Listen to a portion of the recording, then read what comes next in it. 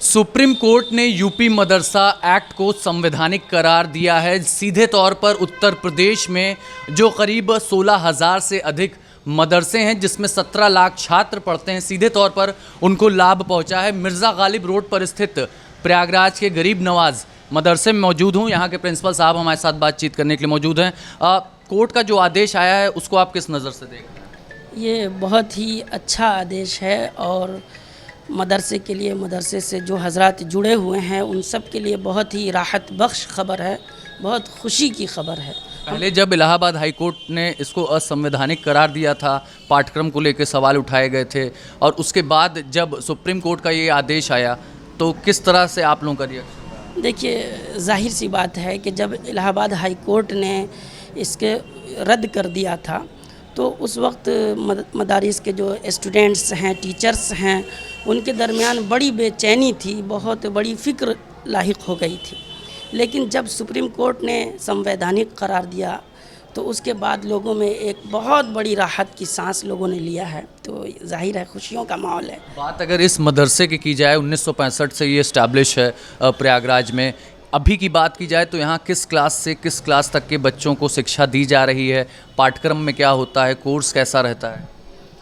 देखिए, यहाँ कक्षा 1 से 8 तक, फिर उसके बाद मुंशी, मौलवी, आलिम, फाजिल, कामिल, सब मतलब लास्ट तक पढ़ाई होती है मुकम्मल। लेकिन कोर्ट ने ये भी कहा है कि जो आप कामिल और फाजिल की बात कर रहे हैं, इसे मान्यता नहीं दिया है यूजीसी ने, तो इस पर आप क्या कहेंगे? अब इस पर जो कोर्ट के फैसले को तफसील से पढ़ा जाएगा, फिर जो उस पर बात होगी वो बाद की बात है। फ़िलहाल तो उस पर कोई तफसीली गुफ्तगू हुई नहीं है। जो आया है, जो भी कोर्ट की तरफ से, वो सब हम लोग मानते हैं। अब वो है स्टेट हुकूमत तय करे कि कामिल फाजिल के लिए कुछ बेहतर करे, किसी यूनिवर्सिटी से उसको जोड़ दे ताकि वो यूजीसी के मातहत हो जाए। इस मदरसे की बात की जाए तो यहाँ सरकार की तरफ से कोई सहयोग आप लोगों को मिलता है? कोई राशि आती है? जी हाँ, सरकार की तरफ से अच्छा खासा सहयोग है।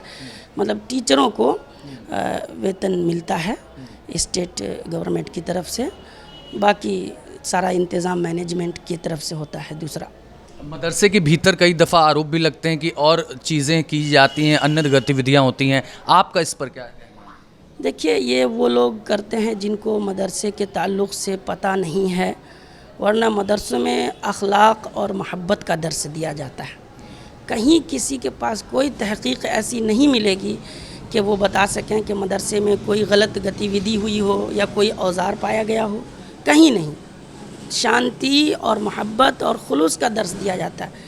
अब ये कि लोगों के अपने अपने देखने के आँखों की बात है, निगाहों की बात है, फ़र्क है। वो थोड़ा अच्छे चश्मे से देखें तो उन्हें मोहब्बत का दर्स मिलेगा। बिल्कुल, मैं आपकी बात से सहमत हूँ। दारुल उलूम गरीब नवाज़ में मैं भी देख रहा हूँ तो यहाँ पर बच्चों को शिक्षा दी जा रही है।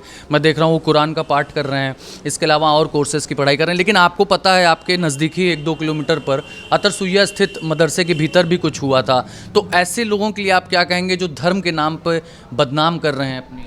देखिए, वो कोई भी हो, कहीं के भी हों, अगर कोई 1-2 शख्स किसी गलत गतिविधि में है तो उसकी जांच होती है। अगर वो वाक़तन है तो फिर वो उसकी हम भी मज़म्मत करते हैं। ये बुरा है, नहीं होना चाहिए। लेकिन अब कौन किस लेवल पे है ये तो खैर जांच का विषय है, वो लोग जाने जो लोग जांच करते हैं। बिल्कुल, हालांकि कुछ मदरसों पर ज़रूर आरोप लगे थे और नकली नोट छापने का भी काम किया जाता, लेकिन इस मदरसे की बात की जाए तो यहाँ पर शिक्षा दी जाती है, कुरान की शिक्षा दी जाती है। बच्चों को एक अच्छी शिक्षा मिले और वो समाज के लिए कुछ बेहतर कर सकें, इसके लिए यहाँ पर शिक्षा दी जाती है। हम मदरसे के भीतर भी चलेंगे और जानते हैं किस तरह की पढ़ाई यहाँ पर की जाती है। चलिए, अब हम क्लास के भीतर आ चुके हैं। दारुल उलूम गरीब नवाज मदरसे के भीतर ये क्लास है। यहाँ पर क्लास 1 से क्लास 5th तक के बच्चे फ़िलहाल यहाँ पढ़ाई कर रहे हैं और ये पहली क्लास है। कौन सी क्लास है, बच्चों से जानने की, समझने की कोशिश करते हैं। क्या नाम है आपका? आमीन। आमीन अली। अभी आप किस चीज़ की पढ़ाई कर रहे हैं? हिफ्ज़ की। हिफ्ज़ इसमें क्या पढ़ाया जाता है? इसमें ये कुरान याद किया जाता है। हो गया बस। इसके बाद कौन सी क्लास चलेगी? इसके बाद यही, मतलब यही याद करते हैं, पहले सबक, फिर पिछला, फिर अमुख्ता, 3 बार सुनाना रहता है। सब्जेक्ट पढ़ाए जाते हैं? और भी सब्जेक्ट हैं यहाँ, और जैसे इंग्लिश हिंदी सब पढ़ाइयाँ होती हैं यहाँ पे। आप क्या कहना चाहेंगे? यहाँ कोई दिक्कत, आपको परेशानी? नहीं। नहीं, किस क्लास में हैं आप? हिफ्ज़ की क्लास में पहली क्लास में। क्लास 1 में। हाँ तो यहाँ जो पढ़ाते हैं टीचर समझ में आता है आपको? जी। आप क्या कहना चाहेंगे, यहाँ पढ़ाई कैसी होती है? यहाँ पढ़ाई ठीक होती है। हमारे उस्ताद साहब हैं कि वो मतलब सब चीज़ का पढ़ाई करवाते हैं, हिंदी इंग्लिश उर्दू सब का।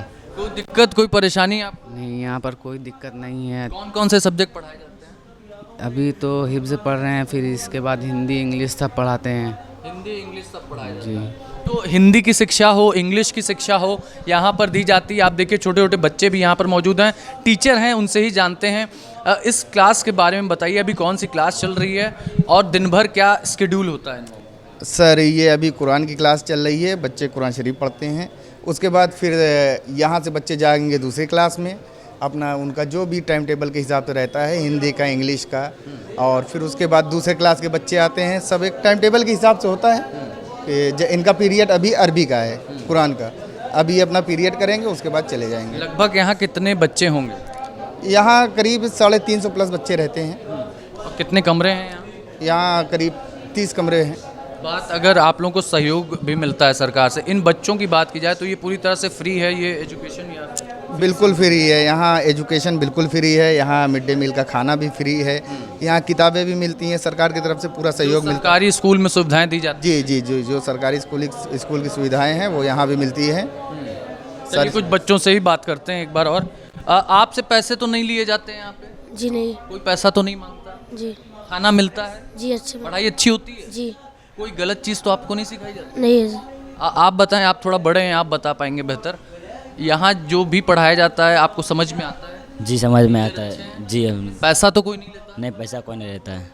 तो मदरसे बंद होने तक की नौबत आ गई थी, लेकिन देखिए यहाँ पर जो फैसला आया है सुप्रीम कोर्ट का, उसके बाद आप देखिए यहाँ पढ़ाई लिखाई उसी तरह चल रही जैसे रोज़ाना चलती थी।